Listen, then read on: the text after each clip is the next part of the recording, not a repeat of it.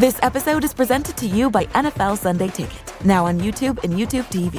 With NFL Sunday Ticket on YouTube and YouTube TV, you can watch your favorite teams' out-of-market Sunday games, plus watch up to 4 games at once with Multiview. Don't miss the race to the playoffs. NFL Sunday Ticket is now just $39 when bundled with YouTube TV, where you get even more football. Visit youtube.com/Spotify offer to sign up now.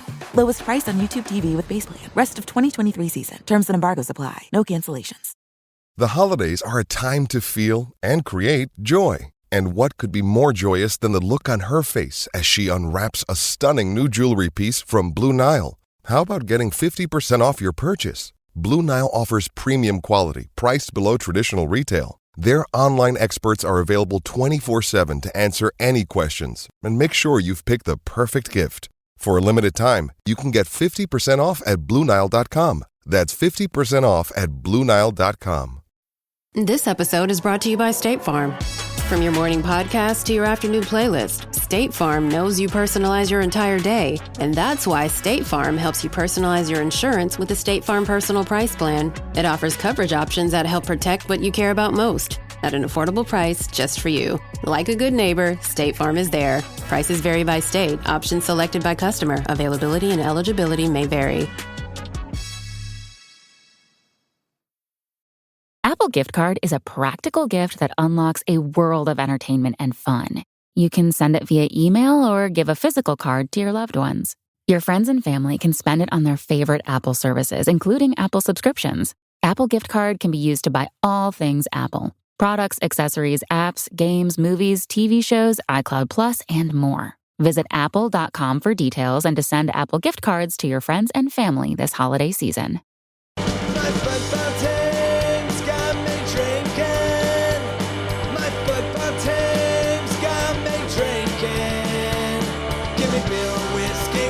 Anything to shake this mood I'm in. My football team's got me drinking. Back at it again with another episode of the Shades of Blue Soccer Show. This episode is brought to you by Sweat Be Gone. Do you stink? Like really stink?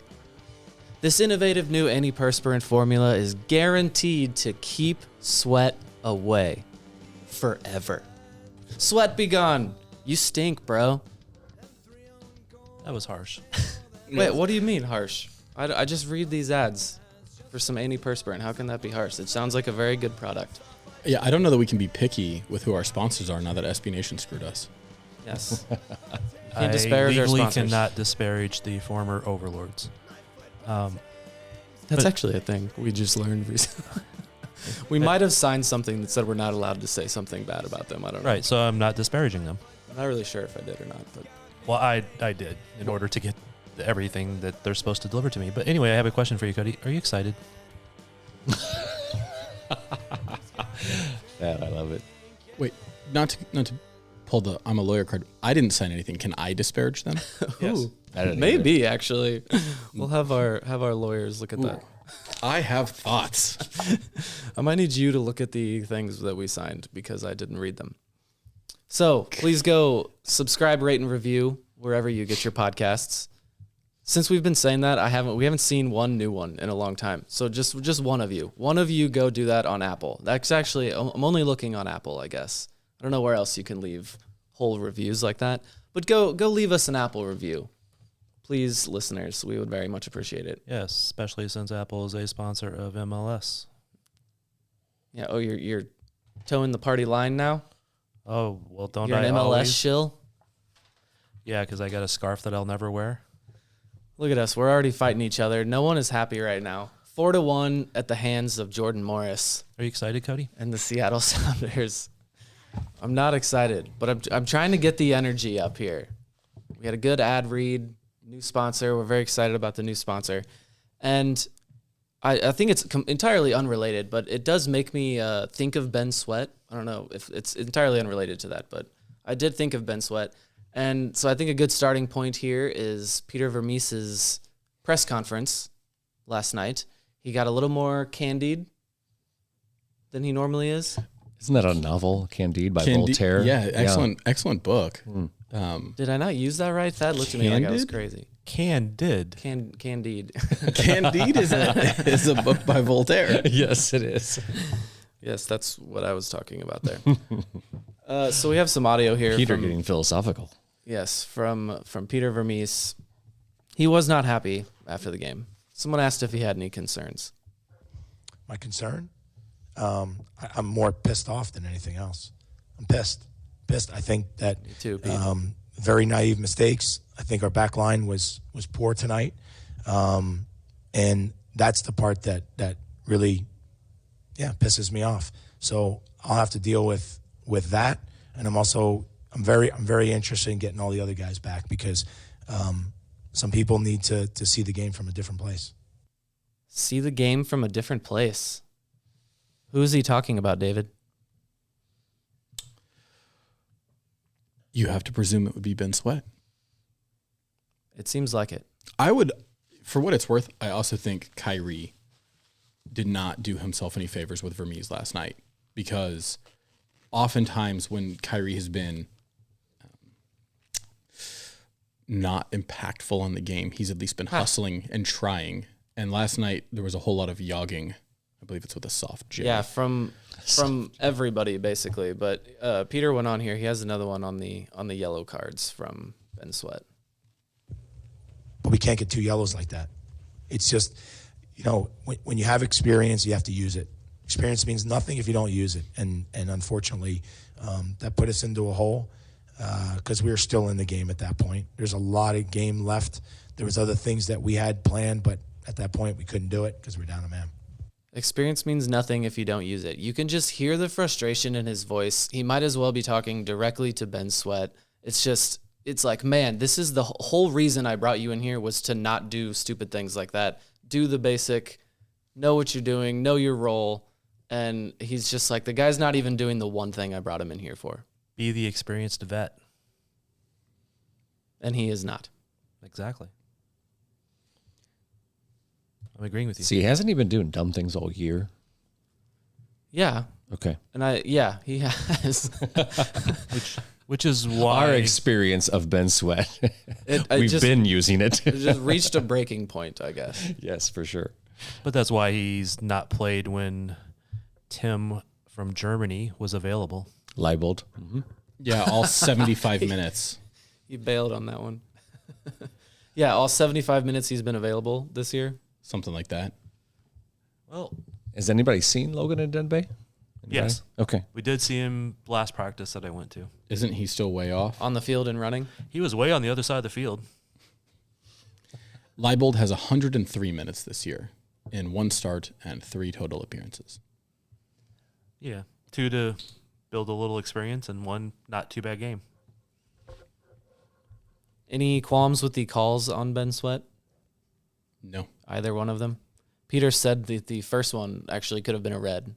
It was pretty damn late. While the announcers were saying, it's kind of a soft yellow.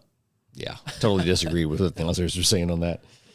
The second one was definitely late too. So that's just poor decision making when you're late like that. Yeah. On a yellow. Right, exactly. Both of them are poor decisions. My only beef with it is that because both cards were very well deserved, but it was a matter of I felt like Seattle probably deserved a couple yellows that they didn't get. And I didn't appreciate Teen Wolf not calling it evenly both ways. But that didn't impact the game. It didn't change anything. It wouldn't have changed anything. There was definitely a few times he could have called things, especially the kicking the ball away from restarts, which is kind of supposed to be one thing they're supposed to do. But yeah, that is literally the only thing that I noticed from the refs. I don't think it was a terribly called game or anything like that. Well, second goal that Seattle scored, there was a foul on Zuzi in the corner. The guy got his arm up. It wasn't shoulder to shoulder, so that should have been called. That one moment, and then yes, the tossing away and kicking away, rolling away of the balls for restarts. That is one MLS clearly has abandoned that. Was that last year we were told, or is that at the beginning of this year? Yeah, last year they came out of the gates really strong with that, but it appears they've just forgotten about that entirely. Peter did say in one of the other clips, don't even get me started on what happened to Zusi. I won't go into that. Right. Yeah, he did. That was one of the clips. But we could play all the clips, but then we'd saved himself a fine there. Yeah. I wish he would take the fine. Well, he's done it before, but I think the pain was enough from. Who was the? The focus didn't need to be the referees. Yeah, that wouldn't be a good look. But also, and this has been a problem with the league for years, though, is that like the officiating is bad. It wasn't terrible last night, but it is bad, and the league does a lot of stupid things, like setting the playoff format 3 days before the first ball kicks off. Vermes can afford the fine. I think David's frustration is spilling over. No, just That has nothing to do with refs, man.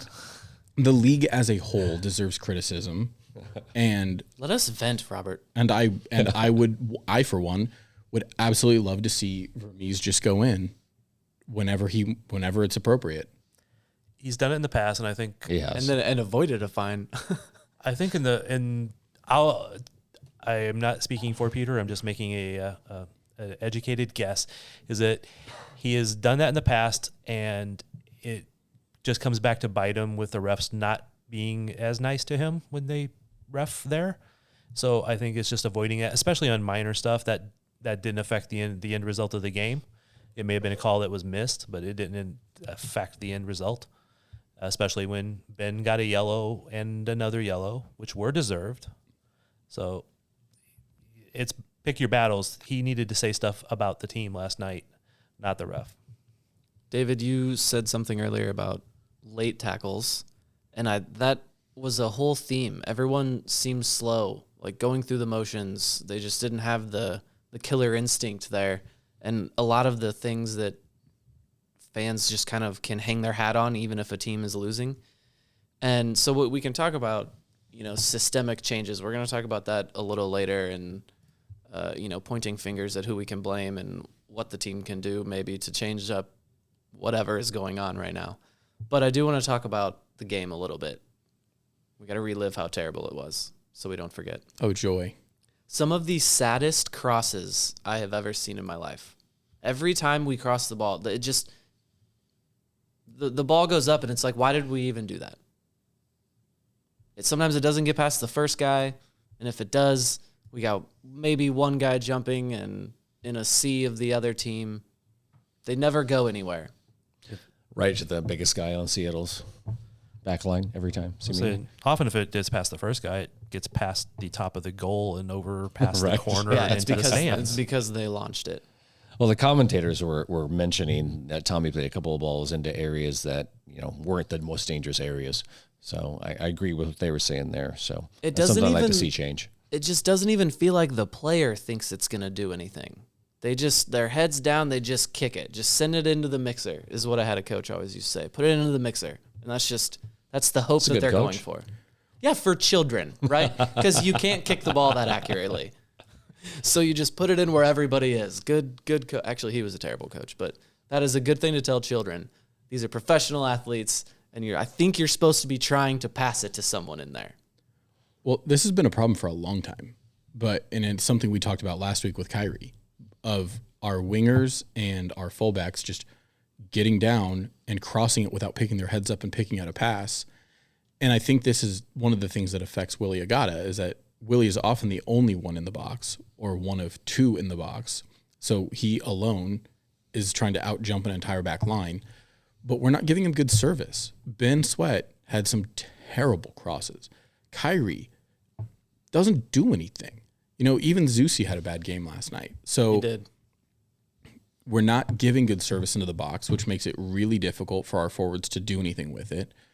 They're not picking a pass. They're just hitting the ball. Well, and when they don't cross it in and they want to move it around in the final third, no one is moving. Everyone was just standing there.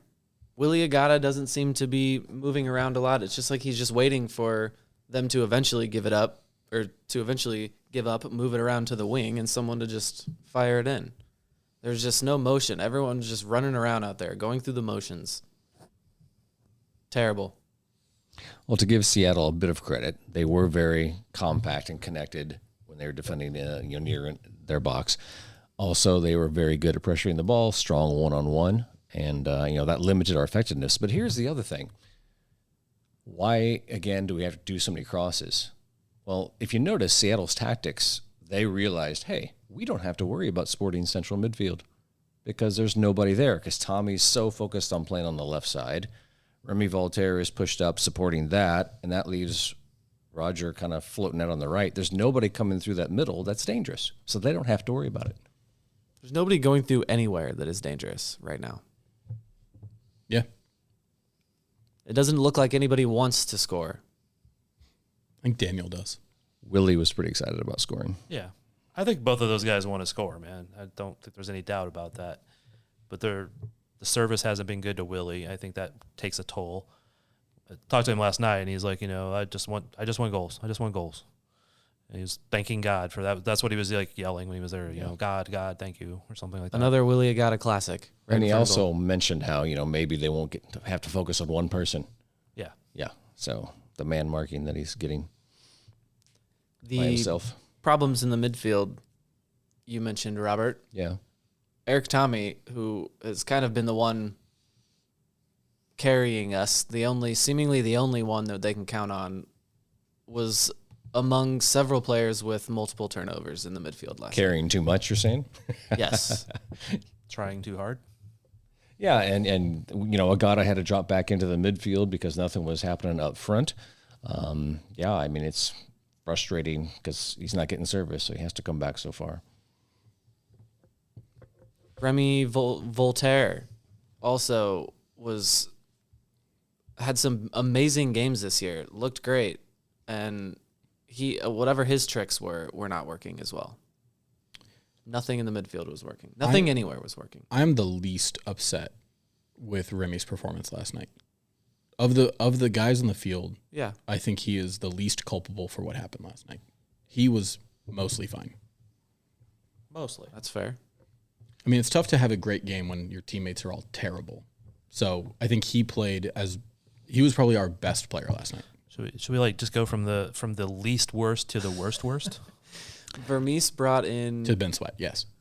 Well, let's go past the players. Let's look at the tactician. I was wondering if you were going to go there. Yeah. So, okay, I'm sorry, but okay, I'll be nice about it. It was pretty clear that there were mismatches on the field. Zuzi, the guy was going to beat him every single time. No doubt about it. Okay, you've got that mismatch. You've got on the right wing, our left side, attacking, Sweat and Fontes. Athletically, speed-wise, there's mismatches everywhere. Rusnak was playing out in that area on purpose so he could receive the ball and either run at or play passes that are going to beat those guys. So what Seattle did is play basically a 3-2-4-1 in possession. And with us being so compact in the midfield, what their four in the midfield do? They went out wide. So then they can create those isolations on the wings that they wanted much easier because we're so compact. So being compact and everything is good in certain situations, but it wasn't in this situation. And we didn't do anything about it. Thad, what are these maps you're looking at over here? I was just looking for any kind of stat that would be any positive whatsoever. So you're just doing your own show over there? I was trying to be Off-air? helpful, man. I was trying to be helpful. We exceeded our expected goals. Leo Chu. Okay, what was it? 0.3. Oh, Lord. Well, because outside of the actual goal, Nothing. they didn't do anything. Literally nothing.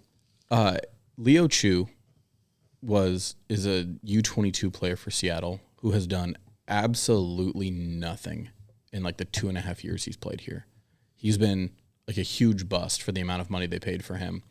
Last night, 3 assists.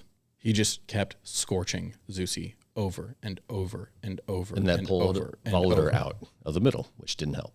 Yep. So with those players, what should Peter Vermes have done last night?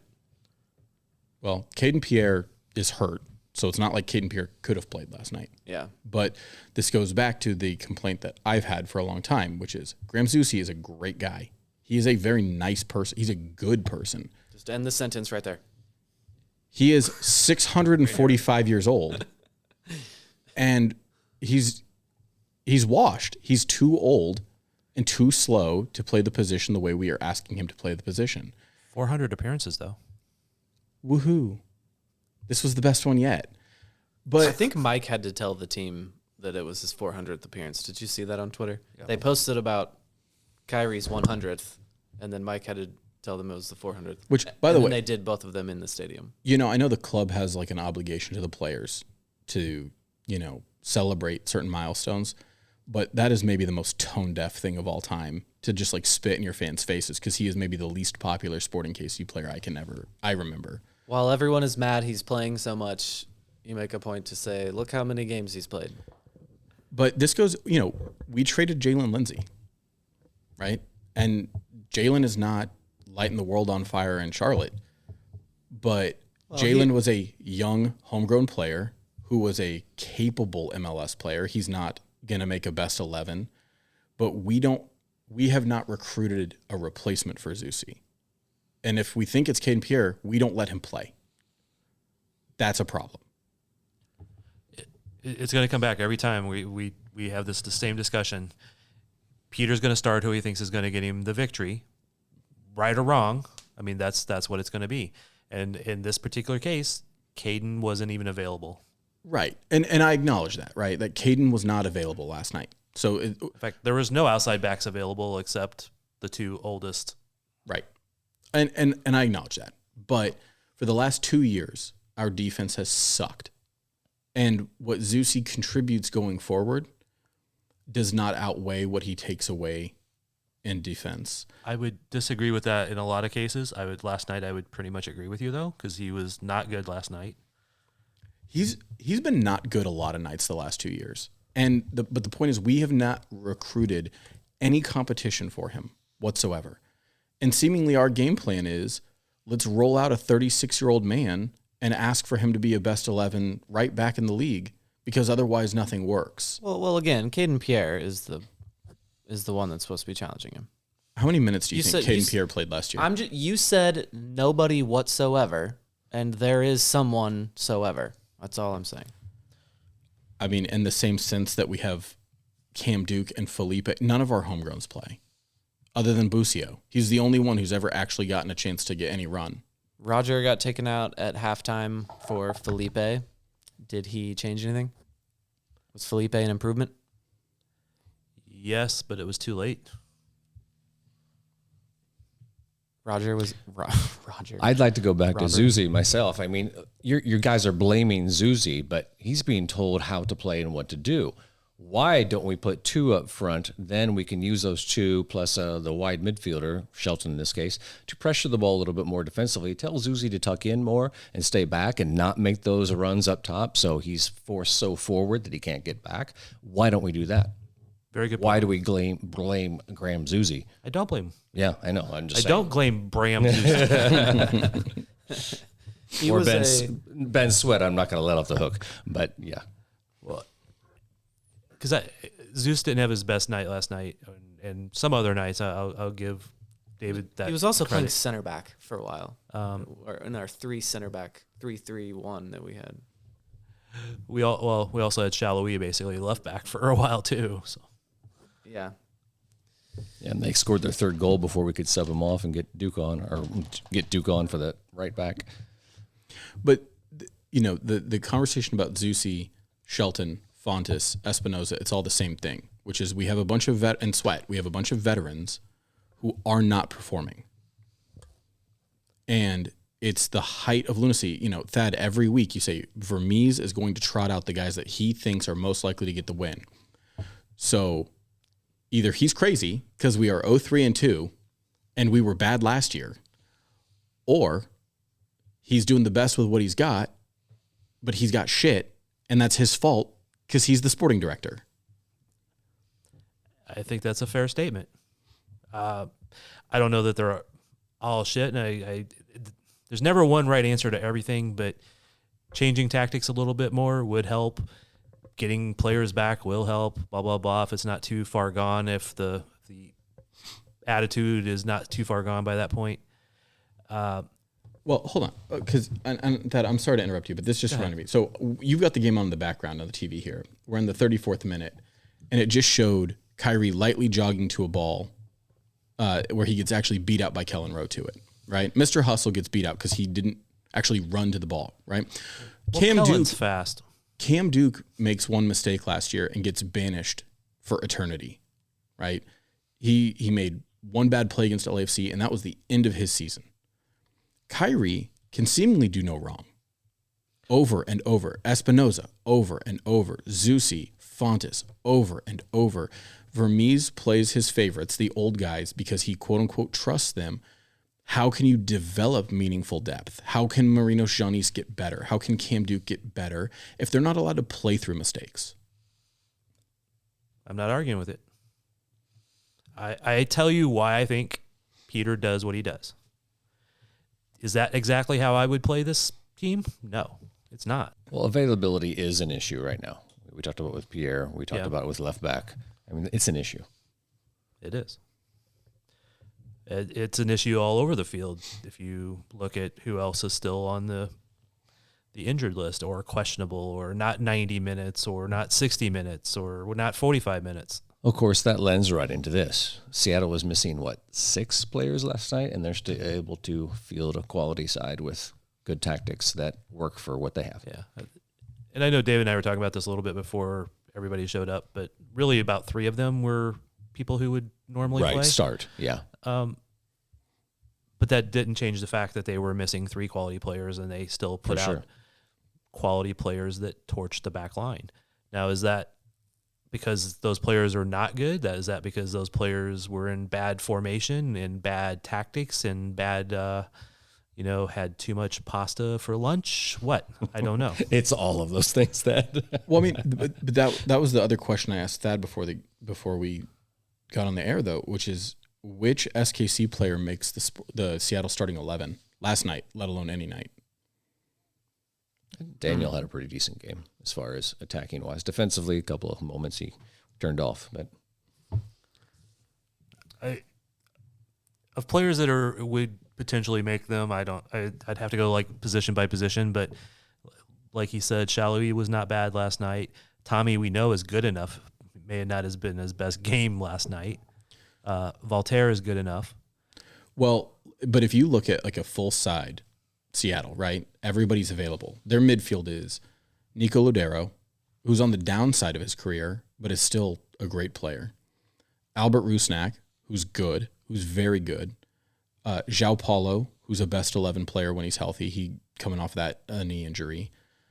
Christian Roldan, who I would take on our team in a heartbeat. I don't know that Timmy would, but I would. So are Eric Tommy or Remy Voltaire better than any of those guys? No. If Voltaire could play next to Paulo and be fine. But I mean, you guys were talking a little bit in slack about Jordan Morris. I know Jordan Morris isn't your favorite guys, but he'd be a top 5 player in Sporting for sure. He scored 49 goals in 141 MLS games. That's better than Johnny Russell's record. Right. Well, and so again, like let's say Raul Ruiz by one, or Hebert are healthy, and they're going to play center forward. That pushes Morris out to the wing. Daniel is not better than Jordan Morris. I hate saying it because I hate Jordan Morris and I like Daniel. But Daniel Shalhoub does not start above Jordan Morris. In this case, Jordan Morris is much better than Robbie Voltaire and Andrea Fontes. But, and then I'll go along the back line, right? Like you've got, the younger Roldan, Alex Roldan. Are any of our fullbacks better than Alex Roldan? Well, Zusi. Let's see, get a look from you. What about Nuhu? Is anybody is Ben Sweat or Graham Zusi better than Nuhu? No. Right. And then Fontes and Volta, are they better than Jackson Reagan? Maybe. Better passing range, maybe. But Fontes is still good. I'm still on Fontes' side. He was terrible last night. Everyone was terrible last night. But he was terrible last week too. He's not passing well. Like his strength is that he's a distributor from the back line, not that he's a defensive stalwart. And he's been bad passing this year. Your point earlier about, why would Vermes think that these guys are going to win? Our record is terrible, all of that. Slight defense there. Until last night, when the floodgates opened, there were reasons to believe that that team could get a result. All of the games had been close until then, right? 1 goal on all of them. Well, as we alluded to before, we knew that coming into these last two matches, FC Dallas and Seattle, and then going into Philly next week, this was going to be the test to see if our team defense really was what it seemed to be. And they failed. Yeah. But again, to the question of Peter Vermes always playing who he thinks is going to get him the best chance that week, until last night, all of those games were there. And then we saw all of the stats about number of quote-unquote chances created. And so, there's some logic there to fix one or two things, and there are results to be had. Do we not take into consideration who we played? Like, Portland is 1-3-1 on the season. They have one win. They beat us. They're terrible. We played Colorado, who might be the only team in the league worse than we are. And if you remember that game, Colorado got unlucky to not have a couple goals. We played the Galaxy, who don't have any wins on the season. They've got 1 loss, 3 draws, no wins. Yeah, the Galaxy are bad too. So, and then we played Dallas, who beat us 2-1, and Seattle, who pummeled us. So the teams that we were defensively strong against all suck. They're terrible. Well, and I think after last night, we heard his comments in the press conference. I do think he realized that those players are not the ones that are going to give them the best chance to win. So he's got some changes in mind. And the center back from South America should be here today, tomorrow. Oh, thank God. So he'll get his first appearance in a month probably. Okay, so I know it's not on our agenda, but what are our thoughts on Pulskamp? There's some people out there blaming Pulskamp for some of the goals. Could have stopped him anyway. Not necessarily blaming him, but could have stopped them. No, it's worth a shout on this. I think in years past we were used to getting bailed out by Tim Melia for some absolute heroics, and even this year with Pulskamp, we just don't have that anymore. Well, but even in the games he's had the heroics, he was, giving some up as well. Right. And so that we didn't. I'm not all that confident with him back there still. First goal was Morris running right down the middle, point blank shot. I'm not blaming that on Pulskamp. The second or one of them went right underneath him. Was that second one was cross because Sweat left him on, and nobody marked Morris. The fourth one, could he have come out and got it? I think it was right. I looked at it repeatedly for that very thing, and I don't think so. Yeah. But here's the issue. He is overplaying the crosser. So the crosser's on this side. He is playing too far toward the crosser. So it makes it impossible for him to get back post in time in that situation. So I think he needs to drift more toward the middle. So when those crosses come in, he can get where he needs to get. You do very well talking with your hands on an audio medium. Well, hey, I'm showing you guys. So I get it with Pulskamp. We've seen why they like him, but it's shaky for me, man. I don't feel confident. Anywhere on the field at this point. All right, so I'm gonna have to play the adversarial here. We were just talking about the need to play young guys and over the older guys, and Pulskamp is the younger guy, right? So he is not going to be as experienced or as,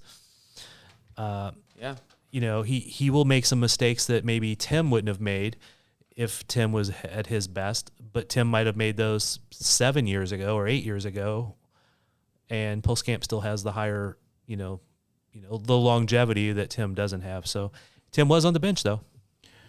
Yeah. Well, as Vermes said this week, it's Pulskamp's job. Again, I don't know how you can make definitive statements like that when the results are what they are. But which definitive statements? That it's Pulskamp's job. That Tim basically isn't going to get a chance to win it back unless Pulskamp. Well, that was made before that game. But this goes to the point earlier, which is I'm fine with us getting bad results and working through growing pains if they're growing pains. If it's a young keeper learning how to play his position properly. And I'm fine re-signing Zusi, and I'm fine re-signing Espinoza if their job is to mentor and be a locker room leader and take some minutes off of Caden Pierre or some minutes off of Felipe. Well, and I sorry to interrupt, but I'm pretty sure that that's been the plan for Roger all along, is that he's not going to be starting. But just because of Radoya not being ready, Kenda not being back, now I I would start Felipe, and I've said this before, over Roger and use Roger later, or only start Roger 1 out of every 3 or 4 games. But continue. Sorry to interrupt. But that would be one thing. The other part of it, though, is we are not putting him in a position to succeed. And you don't want players, any player, outfielder or keeper, to develop bad habits. But again, we've done this for a long time, is we love to build out of the back, which oftentimes involves us backing ourselves into a corner and playing a tough ball to a keeper. And people question Pool's Camp's ability to distribute. But there was a play in the first half where Volador and Zusi worked it back to the flag and then passed the ball to Pool's Camp, who was getting pressured by Morris, and he just had to hoof it down the field, and it's an immediate turnover, and Seattle brings more pressure towards us. So we're not even putting him in a position to succeed. And that one of the clips that we didn't play from Peter last night was that he mentioned that we played into their high press. So we not only was punished by it, but we fed their high press. We put ourselves in a position that their high press worked better. And that's exactly the sort of thing he was talking about. Quick break, and we're going to try to point some fingers. Isn't that what we've been doing?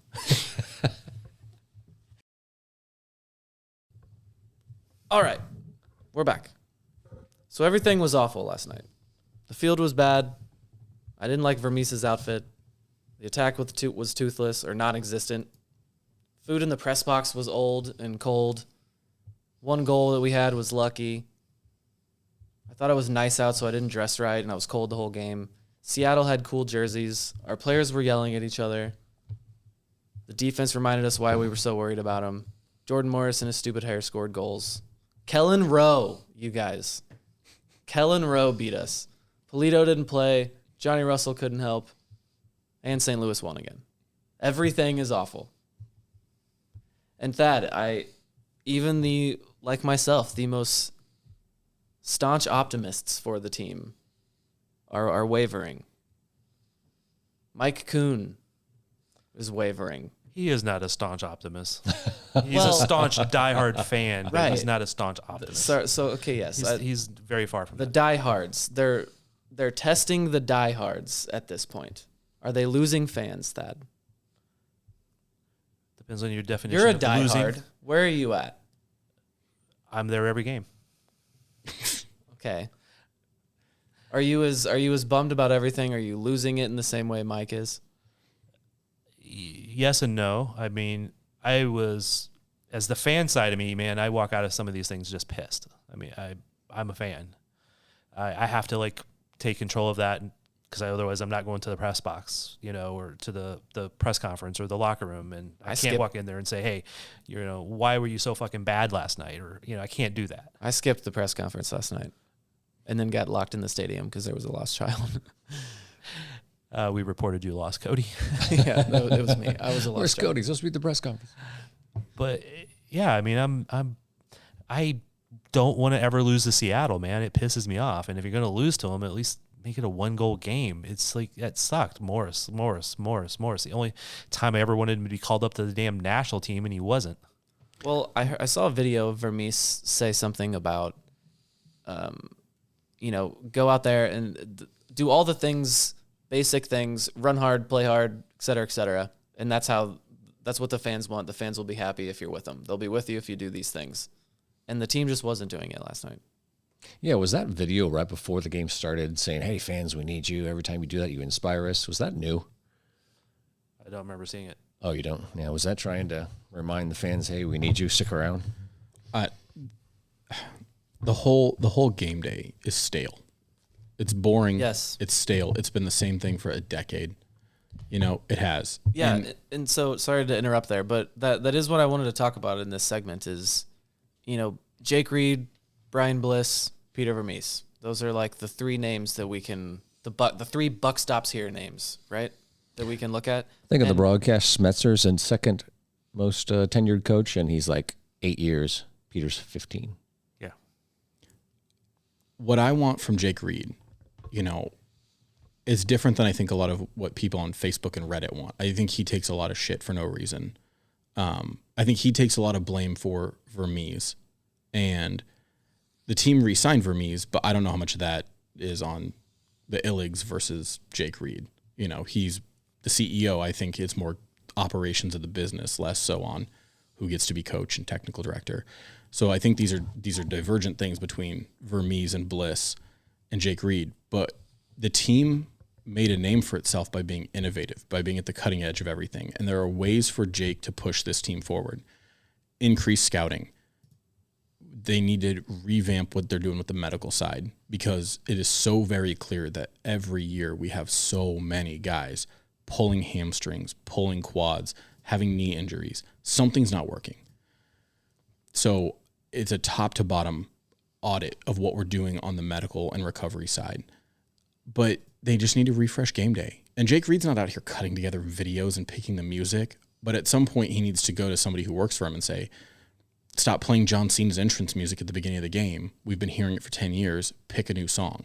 Is that what that is? Yeah. Oh, now I really don't like it. I don't like him. Sure. You know, it's the same pyro. It's the same basic intro video. It's the same everything, and it's boring. Yeah, it's a stale game day experience, a lack of fan engagement. I saw season ticket holders complaining that it's like just more difficult for them now. It's the spending, all the money on the, whatever the suite is, whatever they call it, the Diamond Club and the boot room. The Field Club? The Field Club. The Diamond Club, that's Royals. Yeah, the Field Club, they spent all that money renovating that.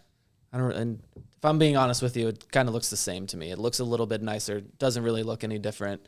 And they've added the boot room to get money out of uber rich people. It's just the focus, and yes, I'm leaning towards Jake Reid here. It just seems like top to bottom from 8 years ago that the club is just not at the cutting edge of any of these things anymore. Well, a lot of people are bringing up Heineman.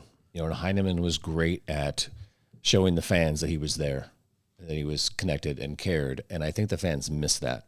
They don't have that face of the team that is there saying, hey, we've got you. We're working hard. We're doing this. We appreciate you. They don't have that. No beer corner last night. The beer corner was there last year, though, a couple times. Yeah. So Rob is still lingering about. Yeah, but he's not as active as he used to be. You know what I'm saying, though? But this goes, the part that where Reid intersects with Bliss and Vermes is on the technical side. It's a salary capped league. You can only have so many players. You can only spend so much money. But where you can win in the margins is by academy spending and academy recruiting and scouting. And there's nothing that prevents us from building out the most robust scouting network in the world if we wanted to. Our owners can afford it, but certainly in the league. And again, our owners can afford to out-scout other owners or other teams. And so if the argument is that Kansas City is hard to recruit to, which is what Vermes says all the time, we're not going to go get Lionel Messi, although we might get Ronaldo, But this club, and especially if Jake Reid wants to make money, needs to be finding young elite talent in the margins, in places. Everybody's in Argentina, everybody's in Brazil. Go find the guys from Africa, from South Korea, from Japan.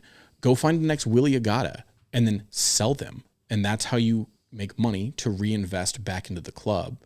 And that's what the team needs to be doing, is to be helping the technical staff find the players to make them better.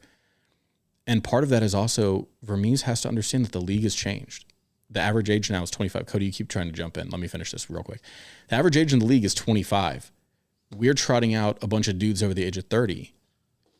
The league is turning into a selling league. And trying to replace them with guys who are similar age. We have sold. How many players have we sold?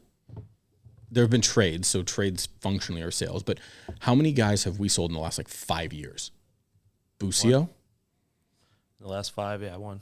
In the last 10, right? Like back to the rebrand. We had Kai, Roger, Busio.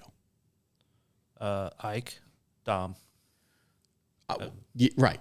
I mean, they're within the league, but they were trades for TAM or GAM, so essentially sells. Right. Moving Dom was good business. It was. Really good business. What year was that? Forever ago. Right. Right. No, we're not saying that that's a good example of them doing well at it right now. I was stuck on you saying finding the next Willie Agata. Like, we need to be doing that. Why aren't we doing that? They got Willie got it like months ago. Like it wasn't even a year ago. Sure. My point is, we found a Nigerian striker in Israel who came in and bagged a bunch of goals. That didn't require us to spend $2 million in Argentina to get Ezekiel Barco, right? Every team in the league is in Brazil. They're in Argentina. Right. They're scouting heavily down there. There's other places that you can be looking for players. You know, we found Latif, and Latif was great business. He wasn't expensive. He could contribute. He was very good at LAFC. He's been solid for the Revs.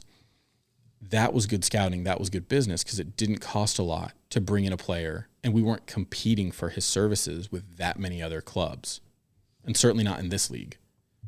Again, I'll have to counter, but I believe they're doing better at that. They have revamped a scouting network over the last couple of years. They're not very public about it. I mean, they're just not going to be. But I think it was 2 years ago I met like a new scouting director, and you got like I know Jake Peterson's doing some of it and stuff now, and we can try to bring him in and talk about some of that. I do believe they're doing better at that scouting. They're still not. I mean, I would like to see it better too. I mean, I would like to see they bring in a lot of guys. I think if you look at SKC2, you're going to see some players there. They brought in some last year, a lot of guys from Africa, I think Ghana and maybe another country, and none of them were tremendously good. But I just talked to Benny Feilhaber a couple of days ago, and he says that the team from last year to this year is night and day better. There could be night and day worse, right? But they were night and day better. And there's at least two guys on there that I could see being potential. When I say I see, there's at least two, maybe 3 or 4 players that could be potential first team guys. So that's where they're doing it. You see how there seems to be an answer for everything. He is talking about where they can improve, no scouting, and you're like, well, they did do this. That seems like they are improving something. And that's where I struggle with. It seems like any complaint that I come up with about the team, it seems like they have attempted to do something about it. Like last year, everything was bad. They found a striker. They found a midfielder. We're not signing young people. Last year, they signed 3 U22 DPs. We needed a new center back this year. They went out and got a center back. It's just there are all these things that I just go around and it's like, well, they did do that or they've tried. And so that's where it's going wrong. The players that they have brought in, I guess, are just not working. And is that on Brian Bliss? And Vermes, yes. Yeah, and when we place blame on Bliss, I say we have to place it on Vermes and probably a couple other people as well, because it as much as Bliss may lead the charge on a lot of this, he's not doing any decisions all on his own. So where are we pointing the finger? We all want the conversation here is just about wholesale changes. Something has to change. So what do they do? If the team was going to make a big move right now to show, how do you show fans we're committed to top to bottom changes? I bet we'll hear about a players only meeting that got called. We'll hear about like things like that. But like, what can they do? Peter Vermes just signed a new 5-year thing, so he's not going to get fired right now. What does this team do to show everyone that they're making changes? What can they possibly do? I think it starts with playing the young guys. See, that's another one. That was another. We had that complaint, and then Thad's like, well, they're playing Pulse Camp, and we're pissed about that. See, it just, every time I'm like, I have a complaint, it's like, well, they did that. It just hadn't worked out. Okay, I'll word it a different way. Move on from Zuzi, Espinoza, Sweat. Yeah. Right. And Fontes. Aren't they trying? Caden Pierre. They wish Caden Pierre could be playing right now, I think, right? You know what I mean? I don't think they wish. We just need to see commitment to that, and we haven't. And hold on. Moving on from Sweat, Leibold and Denbei. I mean, hold on though. No, hold on. Because I'm going to push back on that because that's because that's wrong. Caden Pierre has played 5 fucking minutes this year. 5. He played less than 1,000 last year. We're moving on from Graham Zusi. Bullshit. I didn't bullshit. He said Zusi. I didn't. Bullshit. Second of all, we're not moving on from Ben Sweat. Logan Denbei was brought in to be a U22. He started, and then he got hurt, and then he got banished forever. No, all year this year he's been hurt. No. Last year. Okay. Even after he got healthy, he just lost his job to Sweat. It didn't matter. We don't know exactly how healthy he was. I mean, so a young player didn't do something that was required of him, put him on the bench, make him fight for his job back. And he just never did it, or he got hurt before he could get it back. And now he's hurt this year. Sure. And again, to me, this goes back to the medical staff. But that one I don't have any answer for. But Vermes doesn't want to play the young guys. He does not want them to work through their mistakes. Cam Duke, banished forever. Made a mistake, done forever. Roger could go make the exact same mistake, would start the next week. If you want the most immediate change in the club, Jake Reid could immediately change the game day experience. He could make the fan service aspect of like everything that other than what's on the field, he could change that very, very quickly. How do you immediately change the game day experience? Change the music. Talk about how do you want to, make the lines. Okay, different songs is gonna change the music, change the videos, change the presentation pre-match, right? The videos change every game, right? It's the same tone. It's the exact same video with small differences. It's hype up. What do you want it to not be a hype video? Change the way that the vendors are working, because first match, I went to order a burger and they told me by the time I got to the front, which was a 15-minute wait, it was another 15 minutes for them to make the food. I'm not waiting for 30 minutes. You missed a third of the game waiting to get a $12 hamburger. Stuff like that makes like the actual attendance of the match better is pretty easy to change. The harder part is what the product is on the field. And I think a lot of fans would be okay with us losing if we were playing all the young guys and just working through some stuff. I can guarantee you there'd be a lot of fans saying, well, we need to go get more experienced players. Yeah. Sure. It would just be a different faction of angry people. But it's also a lot easier to justify, right? We're bad, but we're trying to figure out who really has it. Who can be the face of this team moving forward? I agree with that, but I also think they maybe have just landed on that these young players we have are not the guys. I think you're right, and I think that goes back to Bliss and Vermes, and that's a problem. Okay, so they would have figured that out last year. How do you? I mean, how many new young guys can you bring in? New, amazing, young, exciting prospects can you bring in 1 year? I mean, you can bring in as many as you can turn over the roster, but when was the last time we had a quality homegrown come up and contribute? When was the last time we had an SKC2 signing or an SPR signing get signed and contribute? Basically never. Right, because we've signed some guys from SPR, and then they never play, or they play out of position for a few minutes, and then we cut them, right? So when we've got guys, like, we're not effective, and either this is a miss from the technical staff on, like, these guys aren't good enough, or they're just not giving them time and effort and coaching them up. But, like, Wilson Harris goes from the academy to SPR, setting records in USL for scoring, barely gets to play for the MLS club, and then gets cut. Is that not a problem? I mean, that's a problem.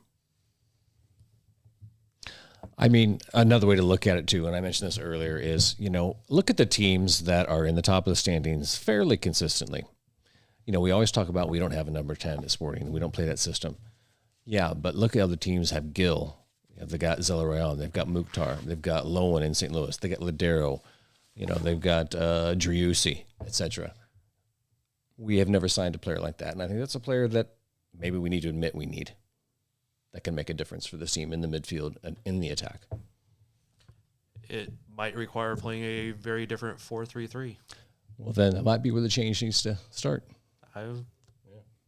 Like I've said before, as much as I like Peter and I acknowledge his experience, I would not play this team exactly how he does it by any means. There's different players I would put in spots. I would do some different things. I'm not going to try to single out every single one of them right now. I don't have time. I would do things differently. I do understand a lot of what he does, but that doesn't mean I totally agree with it. So when I'm defending some of that, it's because somebody has to do it, I feel, when we're all saying one way. Does anyone here think we'll see Polito and Agata on the field at the same time for significant minutes this year? No. I don't think once Polito comes back and is ready and is healthy, I don't think Agata plays ever again. So two of our most dynamic offensive players. Okay. Once he's healthy. Oh, my God. Just get the man on the field. I'm tired of this. Well, play the man. I'm not sure if we want to see him on there a lot. I do think we'll still see Agata because I don't know if Polito will ever be back to being Polito. But just example, the Kansas City Current played their season opener. Basically, all of their forwards started the game, and then they didn't have anybody else to go to once partway through the game. So they just had nothing. A different formation would have allowed at least one attacker to come off the bench, but you can change tactics within a game. Yeah, you can, and they do actually. The Current actually was pretty good at that. Yeah, I'm an optimist, and I'm here for the team. And I can find things, enjoy a game that they're losing. I was a Royals fan for decades.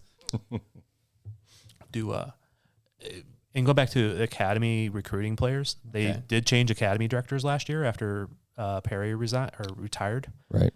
Brought in Declan Jogi. I'm not sure if that's the correct way to say his last name, but Declan. Great guy. I think he's going to be a lot better at recruiting from around the country. The MLS rules on academies changed. They didn't open it up as much as what we would want them to be, but they did change a little bit so they can recruit better. The player that's in the academy just got called up to Trinidad and has basically been with Trinidad for the last month and played in their Nations League game. Kai Avray, former Sporting player's son who was actually with the Minnesota Academy that came down.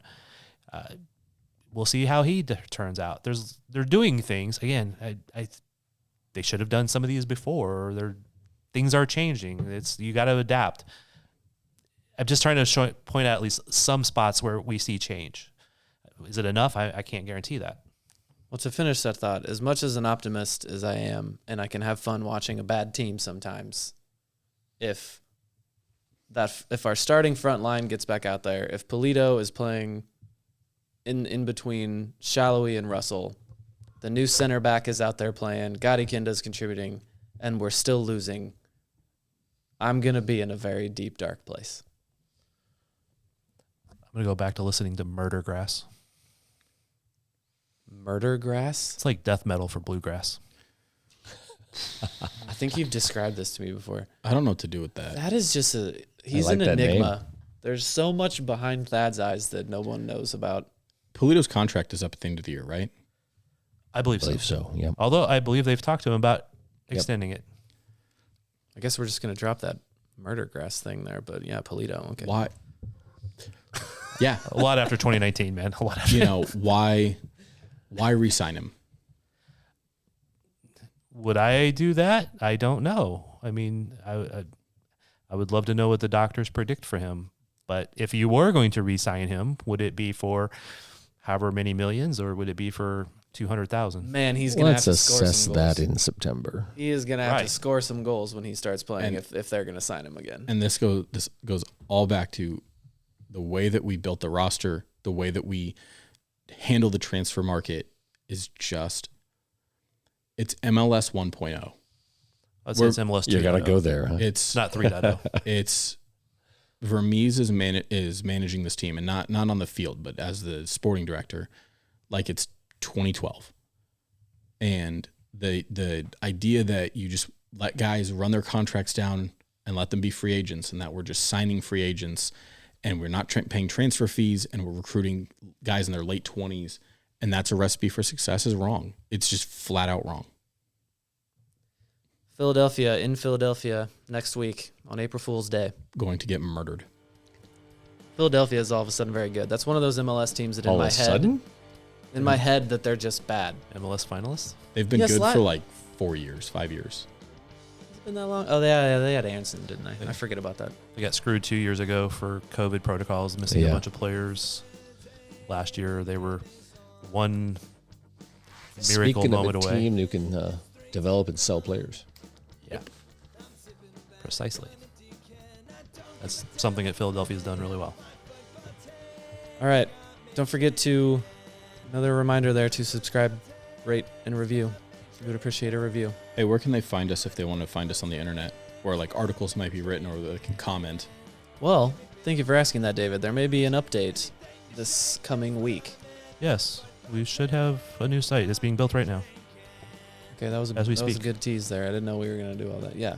Find us at thebluetestament.com. For now, it might direct you somewhere else later. But find us at the Blue Testament. Everybody but Cody writes articles. Everybody but Cody reads the articles. But Cody, we love you. Sporting! Swiping on. The other side don't seem so tough. And 3 own goals ain't all that rough. Our skipper has just been sent off. Supporters strong have all gone soft. My football team's got me drinking. My football team's got me drinking. My football team's got me drinking. Give me beer or whiskey, wine or gin. Anything to shake this mood I'm in. My football team's got me drinking. My football team's got me drinking.